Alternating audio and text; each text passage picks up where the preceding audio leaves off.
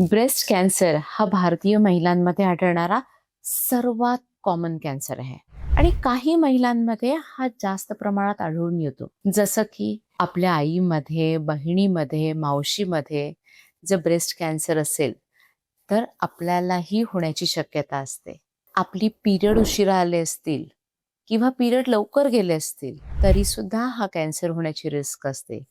वयाच्या 50शी नंतर कॅन्सर होण्याची रिस्क आपली जरा जास्त वाढत असते. अनुवंशिकतेने हा तर कॅन्सर येतोच किंवा काही जीन्समधल्या बदलावामुळे सुद्धा हा कॅन्सर होण्याचं प्रमाण वाढू शकतं. आपल्या लाईफस्टाईलमध्ये जर आपलं वजन जास्त असेल, ब्रेस्टमध्ये काही सिस्ट किंवा फायब्रॉइडची टेंडन्सी असेल, त्याचप्रमाणे आपण मद्यपान करत असू, स्मोकिंग करत असू, व्यायामाचा अभाव असेल, आपलं डाएट फॉल्टी असेल, तर आपल्याला ब्रेस्ट कॅन्सर होऊ शकतो. त्यामुळे या ब्रेस्ट कॅन्सर अवेअरनेस मंथमध्ये आपल्याला याची जाणीव असली पाहिजे.